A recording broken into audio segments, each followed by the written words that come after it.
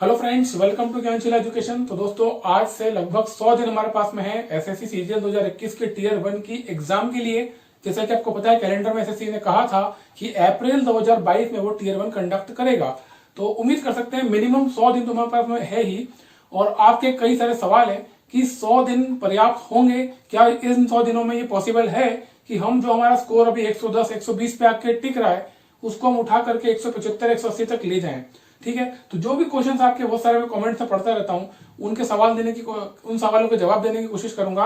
Mock test को लेकर के कई सारा सवाल आप लोग करते हो और स्ट्रेटेजी आप बोलते हो कि क्या स्ट्रेटेजी होना चाहिए, क्या हम ऐसा करें कि हम थ्रू आउट प्रिपरेशन हम कॉन्फिडेंट भी फील करें और ग्रेजुअली हमारा लेवल बढ़ता चला जाए। क्योंकि अल्टीमेटली हम यही चाहते हैं कि 100 दिनों में एक दिन भी ऐसा ना हो जिस दिन हमारा लेवल उठे ना।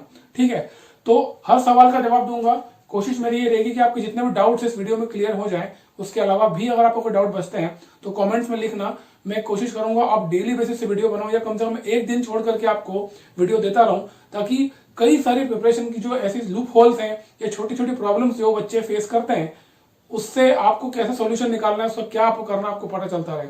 ठीक है, तो स्टार्ट करेंगे एक एक करके। सबसे पहले बात करते हैं कि क्या यह समय पर्याप्त है, क्या यह समय उतना है कि इतने टाइम में हम कम से कम 80-90 नंबर ला रहे हैं, 100 नंबर ला रहे हैं, वहां से उठा करके 180 तक हम पहुंच जाए। ठीक है, तो स्टार्ट करने के पहले एक अनाउंसमेंट है। जैसे कि आपको पता ही है कि अभी फॉर्म भरा रहे हैं एसएससी सीजीएल 2021 के टीयर 1 के, और कई स्टूडेंट्स वो जो जेएसओ वाली पोस्ट के एलिजिबल हैं, तो उनके लिए मैं बता देता हूं कि जो हमारा कोर्स है उसका जो कूपन कोड है उसका आज लास्ट डे। ठीक है, तो आज रात को 12 बजे तक ये कूपन कोड है वेलकम 2022, इसको अप्लाई करोगे तो आपको अच्छा खासा डिस्काउंट हो जाएगा। और जो कोर्स की वैलिडिटी है वो आपकी टीयर 2 के पेपर 3 मतलब कि जब तक एग्जाम ना हो जाए तब तक है। तो अगर आप एनरोल करना चाहते हो, अगर आप सोच रहे हो इसमें एनरोल करने की, तो ये आपको यहाँ पर काफी अच्छा डिस्काउंट मिल जाएगा। तो डिस्क्रिप्शन में लिंक है और कूपन कोड यहाँ पे लिखा हुआ, आप इसको लगा सकते हो। ठीक है, अब बात करते हैं क्या ये समय पर्याप्त है। ये बहुत ही जेन्युइन क्वेश्चन है यार, क्योंकि होता क्या है ना, चाहे आप बिगिनर हो चाहे आप ऑलरेडी कई बार एसएससी दे चुके हो, आपके मन में ये सवाल जरूर आ रहा होगा कि एकदम से कैलेंडर आ गया और एकदम से सामने एग्जाम आ गई है और आप इसको एक्सपेक्ट नहीं कर रहे थे। ठीक है, तो देखो मैं आपको एक चीज बताता हूँ। कॉम्पिटेटिव एग्जाम की आप तैयारी अगर कर रहे हो ना, तो आप एक चीज समझ लेना, कभी भी समय आपको कम ही पड़ने वाला है। चाहे आपके पास 1 साल बचा हो, 6 महीने बचे हो, चाहे 100 दिन बचे हो, हमेशा आपको समय कम ही पड़ेगा। ये समय जो है ना 100 डेज मेरे अकॉर्डिंग, अगर आप बिगनर भी हो तो भी और आप पुरानी तैयारी कर चुके हो तो भी, आपको एक चीज का ध्यान रखना है कि आपको समय का बहुत अच्छा प्रबंधन करना आना चाहिए। कुछ चीजें ऐसी जिन पे आपको फोकस करना पड़ेगा। आपको जो भी आपका दिन होता है, एक एक दिन एक एक हीरे के बराबर है, बहुत ज्यादा वैल्यूएबल है। तो आपको एक एक दिन को, एक एक मिनट को उपयोग करना आना चाहिए। तो यहाँ पर आपका जो टाइम मैनेजमेंट है वो फैक्टर बहुत ज्यादा काम करेगा। ठीक है, वो मैं स्ट्रेटेजी बताऊंगा तो मैं आपको बताऊंगा कि आप कैसे उसको मैनेज करोगे, क्या आप कर सकते हो। बट हाँ, मैं आपको सवाल का जवाब दे रहा हूं कि क्या ये समय पर्याप्त है, तो मैं कहूंगा बिल्कुल ये समय अच्छा है और पर्याप्त है। और इतने टाइम में आप 100-110 से अपने स्कोर को उठा करके 180 तक ले जा सकते हो, बशर्ते आपने इस समय को प्रोडक्टिवली यूटिलाइज किया है, आपने 1 मिनट भी वेस्ट नहीं किया, आपने कंसिस्टेंसी मेंटेन रखी है। ऐसा नहीं करा कि आज 2 दिन बहुत मेहनत करके पढ़ लिए, वो तीसरे दिन आप नींद निकाल रहे हो, आराम से सो रहे हो, फिर चौथे दिन वेब सीरीज देख रहे हो। ऐसा मत करो। अब आपको पता है कि 100 दिन है, तो इस 100 दिन को आपको अच्छे से यूटिलाइज करना है। देखो पता है क्या होता है, सबसे अच्छी बात ये होती है जब आप एग्जाम का कम समय बचा होता है ना, तो कहीं ना कहीं हमारी इंटेंसिटी भी बढ़ जाती है। आपकी सीखने की क्षमता, आप कोई भी चीज पढ़ोगे वो पढ़ करके बहुत जल्दी आप ग्रास्प कर लोगे, क्योंकि कहीं ना कहीं ज्यादा फोकस हो चुके हो। आपके जहन को, आपके सबकॉन्शियस माइंड को ये पता है कि टाइम बहुत कम बचा हुआ है। तो कहीं ना कहीं इस इंटेंसिटी को आप यूटिलाइज करो अपने फेवर में। ठीक है, तो मैं यही कहूंगा कि टाइम पर्याप्त है, इसमें पॉसिबल है स्कोर करना। तो मन छोटा मत करो, हिम्मत मत हारो, ये मत सोचो कि यार बहुत कम समय तो क्या होगा, बिल्कुल हो सकता है। ठीक है, कई बच्चे मॉक टेस्ट देते हैं और मॉक टेस्ट में मतलब ऐसा कर रहे हैं, daily 2 mock test 3 mock test लगा रहे हैं, धड़ाधड़ लगाए जा रहे हैं और स्कोर नहीं आ रहा है। मेरी आपको एक रिकमेंडेशन है कि अगर आप किसी मॉक में, आप मॉक टेस्ट में मान लो 100 से लेकर के 120 तक स्कोर कर पा रहे हो, ठीक है, या 125 130 भी जा रहे हो, मेरी रिकमेंडेशन आपको ये है कि आप तुरंत मॉक लगाना बंद कर दो। ऐसे मॉक लगाने का कोई मतलब नहीं है। मैं आपको कई बार कह चुका हूं मॉक टेस्ट लगाने का पीछे का पर्पस क्या होता है। आप लोग क्या करते हो, मैं आपको पहले वो बता रहा हूं, क्या गलती आप लोग करते हो। आप लोग क्या करते हो, मॉक लगा करके पहले देखते हो कि मेरे को कितने नंबर आ रहे हैं, फिर आप सर पकड़ लेते हो कि यार मैं नंबर ही नहीं आए, स्कोर ही नहीं कर पा रहे, इसका मतलब हमको कुछ आता ही नहीं है। आप सीधे कंक्लूजन पे पहुंच जाते हो। दूसरी गलती आप क्या करते हो, कई सारी मॉक टेस्ट सीरीज जो चलती है मार्केट में, ये लोग आपको ऑल इंडिया रैंकिंग बताते हैं। अब वो ऑल इंडिया रैंकिंग के चक्कर में आप जब मॉक लगा रहे हो 120 आपके आ रहे हैं और कई लोग आपके ऊपर होंगे हजारों लाखों की संख्या में, एक्चुअल में ये पता नहीं है कि वो जेन्युइन है या नहीं, वाकई में लाखों बच्चे आपके ऊपर है कि नहीं ये नहीं पता, उस मॉक को देने वाले बच्चे कितने ये नहीं पता, एक्चुअल डेटा वो हम नहीं उस पर रिलाई कर सकते हैं, लेकिन उस रैंक को देख करके, वो जो रैंक आ रही है ना, वो रैंक को देख करके आप ये मान लेते हो कि मेरी ये स्थान है पूरे इंडिया में, मैं 1,01,000 पीछे बच्चों से पीछे हूं, जबकि एक्चुअल में ऐसा नहीं है। ठीक है, वास्तविकता कुछ और है जो आपको नहीं पता, जो आप अभी समझ नहीं पा रहे हो।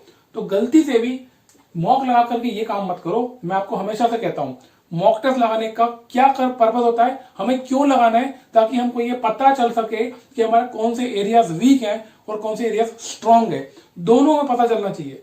और एरियाज का मतलब केवल ये नहीं है कि टॉपिक का नाम लिख लिए, ठीक है, कि टॉपिक का नाम लिख लिए कि हम ट्रिग्नोमेट्री हमारा कमजोर है, वोकैबुलरी हमारी कमजोर है, ऐसा नहीं करना है। इसके अलावा दूसरी चीजें भी होती है। जब आप मॉक लगा रहे होते हो ना, तो क्या आप कैलकुलेशन मिस्टेक करते हो, ये भी एक प्रकार की वीकनेस है। क्या आप ऐसा करते हो कि क्वेश्चन को पढ़ते हो लेकिन पढ़ते पढ़ते आप पढ़ते कुछ और समझते कुछ और, ये भी एक प्रकार की मिस्टेक और इसको आपको अवॉइड करना चाहिए। ये भी वीकनेस में ही आती है। तो ये जो आइडेंटिफिकेशन है, अपने आप को पहचानना, ये इंपॉर्टेंट होता है। तो आपको सबसे पहले क्या करना है, मॉक टेस्ट लगाना बंद कर देना है। अगर आप यार 150 160 नंबर ला रहे हो ना, तो वही आप सोचो कि एक दिन में या 2 दिन छोड़ करके एक मॉक लगाओ। अदरवाइज मॉक लगाना तुरंत बंद करो, क्योंकि आपको अपने आप के ऊपर काम करने की जरूरत है। आपको छोटे छोटे एरियाज पे काम करना है और अपने आप को डेवलप करना है, तब कोई जाकर के आप मॉक पे शिफ्ट हो सकते हो। ठीक है, अब बात करते हैं कि क्या आपकी प्रॉपर स्ट्रेटेजी होना चाहिए आने वाले 90-100 दिनों में। क्या ऐसी रणनीति आप लेकर चलो कि डेली बेसिस पे आपका इंप्रूवमेंट हो और आपको दिखे भी, और आप 110-120 के सफर को स्कोर को आप 180 तक ले जा सको 100 डेज में। ठीक है, तो देखो सबसे इंपॉर्टेंट चीज है ना, आप ध्यान रखना, जो आपको डेली बेसिस पे करना है और डेली 2 बार करना है, और वो है सेल्फ इवैल्यूएशन। और मैं आपको दावे से कह रहा हूं, जितने लोग वीडियो देख रहे हैं उसमें से 80% लोग ये काम नहीं करने वाले हैं, या तो वो 1-2 दिन करेंगे और फिर छोड़ देंगे। और जो गिनती के लोग होते हैं, मुट्ठी भर लोग होते हैं जो ये काम करते हैं डेली बेसिस पे, वो असली चैंपियन होते हैं। वो एग्जाम को टॉप 100 रैंक में क्लियर करते हैं। क्यों होता है ऐसा? क्योंकि सेल्फ इवैल्यूएशन एक ऐसी चीज है जो कि आपको आईना दिखाती है, आपको ये बताती है कि एक्चुअली में आपकी आज स्टैंडिंग क्या है, और फिर आपको कहाँ काम करने की जरूरत है और किस चीज को आपको छोड़ने की जरूरत है। होता क्या है ना, हम जैसा मैंने आपको बताया, जनरली आप लोग क्या करोगे, दे मॉक टेस्ट, धड़ाधड़ मॉक पे मॉक लगा रहे हो, और आपको लग रहा है कि बहुत सारे मॉक लगाने से आपका स्कोर बढ़ जाएगा, जबकि ऐसा नहीं है। ज्यादा मॉक लगाने से कुछ नहीं होने वाला है। आपको छोटे छोटे अपने एरियाज पे काम करना पड़ेगा, और उसका सबसे अच्छा तरीका क्या होता है, इवैल्यूएशन शीट, जो मैंने टेलीग्राम चैनल है उस पर दे रखी है। आप टेलीग्राम का लिंक आपको डिस्क्रिप्शन में मिल जाएगा, आप ज्वाइन कर सकते हो डायरेक्ट। वहां पर इवैल्यूएशन शीट आपको दे रखी है, वो इवैल्यूएशन शीट आपको भरना चाहिए डेली बेसिस पे। आपको टॉपिक्स के नाम पता होना चाहिए, आपको ये पता होना चाहिए कौन सी टॉपिक में आपको क्या स्टैंड है, अभी कितना आप परफॉर्म कर रहे हो, क्या चल रहा है। होता क्या है ना, जब तक आप ये नहीं करोगे, आपके आंखों के सामने अगर आपको दिखेगा नहीं कि ये वाला जो टॉपिक है ये सबसे ज्यादा मेरा नंबर खा रहा है, तो तब तक आप उस पर काम कर ही नहीं पाओगे और आप परेशान होते रहोगे कि एक्चुअल में मेरे नंबर क्यों नहीं आ रहे हैं। बहुत सिंपल सा कॉन्सेप्ट है, देखो इसमें कोई रॉकेट साइंस नहीं है। आपको अगर कोई चीज कमजोर कर रही है, सिंपल सी बात है, आपको एसएससी ने 200 नंबर दे दिए, ये 200 नंबर आपके हैं। अब आप कह रहे हो कि मेरे 110 ही आ रहे हैं, दैट मीन्स आपके 110 स्कोर नहीं हुए हैं, आपने 90 मार्क्स का लॉस कर लिया है। तो ये इसको आप लॉस को रिड्यूस करना है आपको बेसिकली। तो रिड्यूस आप कैसे कर सकते हो, आप तभी कर पाओगे ना जब आपको ये पता चले कि क्यों आपके ये लॉस हो रहा है, क्यों एक एक नंबर आपका कट रहा है। और केवल ऐसा नहीं कि टॉपिक की हम बात कर रहे हैं, आपको ये भी पता लगाना पड़ेगा कि क्या ऐसा होता है कि आपकी रीडिंग कमजोर है। कई बार आप सवाल पढ़ते हो लेकिन पढ़ करके समझ नहीं पा रहे हो, क्या आपकी कॉन्सेप्ट की कमजोरी है, क्या ऐसा है कि आप कैलकुलेशन मिस्टेक भी करते हो। क्योंकि कई बार ऐसा होता है कि हम क्वेश्चन सॉल्व करते हैं और करते करते हम छोटी छोटी कैलकुलेशन मिस्टेक कर लेते हैं और आते हुए सवाल को गलत कर देते हैं, और ये बार बार होगा आपका। तो आपको करना है इस चीज के ऊपर काम, और इसके लिए आपको सेल्फ इवैल्यूएशन करना ही पड़ेगा। आपको आइडेंटिफाई करना पड़ेगा कि कौन सा टॉपिक आपका वीक है, कौन सा स्ट्रांग है, उसकी एक लिस्ट बनानी होगी, ताकि आपके सामने जो पूरी पिक्चर क्लियर हो, पूरी जो भी आपकी स्थिति है आज के समय में, वो आपको क्लैरिटी होना चाहिए माइंड में।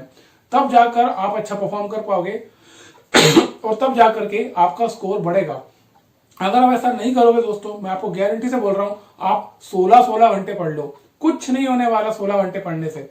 स्मार्ट प्रिपरेशन करो, स्मार्ट स्ट्रेटेजी बनाओ और टारगेटेड होना चाहिए। हमारी जो प्रिपरेशन है ना, वो टारगेटेड होना चाहिए। जब निशाना, तीर जब निशाने पे लगता है ना, तब उसको बोलते हैं तीर चलाना। हवा में तो कोई भी तीर चला लेगा, और दिन भर चलाते रहो, क्या फर्क पड़ता है। आपको एग्जैक्टली पता तो हो कि आपको काम कहाँ करना है। तो सबसे पहला काम यही करो, सारा काम छोड़ करके, मैंने टेलीग्राम पे दे रहा हूं अपना इवैल्यूएशन चार्ट है, उसको पीडीएफ है, डाउनलोड कर लो, हो सके तो प्रिंट आउट निकालो, उसको भरो, और क्या करोगे, भर करके दीवार पे लगा दो। जहां जहां आपकी नजर पड़ती, जहां पढ़ाई करते हो, वहां वो लिखा होना चाहिए। देखो क्या होता है ना, विजुअल से होते हैं ना, हम जो देखते हैं वो ज्यादा देर तक मेमोरी में रहते हैं और वो हमें ज्यादा हेल्प करते हैं। मान लो कि आपने कोई चीज सोची है भी, उस चीज को आपने दीवार पे चिपका के, लिख के चिपका दिया। अब हो सकता है 2 घंटे बाद उसको आप भूल जाओ, हो सकता है 1 दिन के बाद उसको भूल जाओ, लेकिन अगर आप लिखा हुआ कहीं पे है तो देख देख के आपको वो रिकॉल कराता रहेगा कि मुझे इस पे काम करना है। आपको पूरे दिन को डिवाइड कर लेना है। अगर आपको लगता है कैलकुलेशन को कमजोर है तो कैलकुलेशन के लिए 1 घंटा अलग से निकालो, वोकैबुलरी कमजोर है तो उसके लिए 1 घंटा अलग से निकालो। पूरे दिन को डिस्ट्रीब्यूट आपको करना आना चाहिए, ठीक है। हालांकि मैं कोशिश करूंगा कि एक पूरा टाइम टेबल आपको बना के दे दूं कि डेली रूटीन आपका क्या होना चाहिए, पूरे सुबह से लेकर शाम तक का एक आइडियल रूटीन, आप उसको फॉलो कर पाओ तो ठीक है।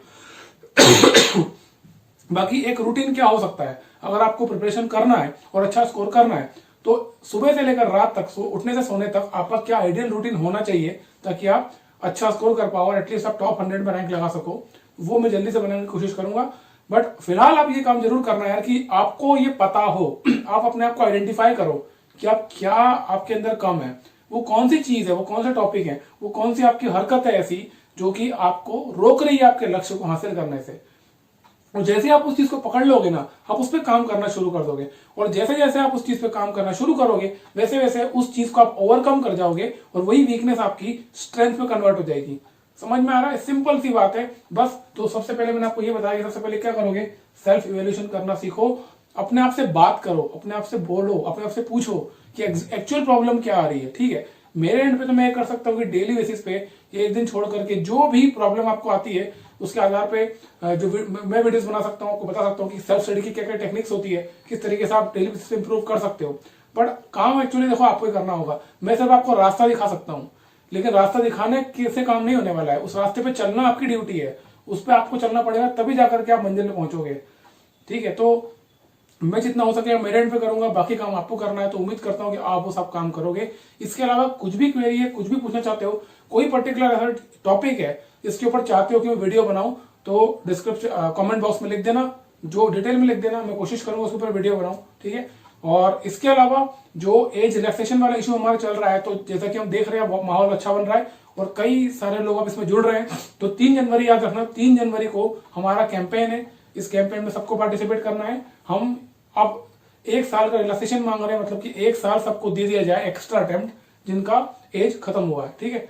तो 3 तारीख को कैंपेन भी करना है, इसको भी सक्सेसफुल बनाना है और पढ़ाई भी करना है, ठीक है। तो उम्मीद करता हूँ ये चीज आपको समझ में आई होगी, जो कुछ मैंने बताया आपके बारे में ये आपको क्लियर हुआ होगा। इस वीडियो में इतना ही था, मिलते हैं अगले वीडियो में। थैंक यू सो मच, जय हिंद।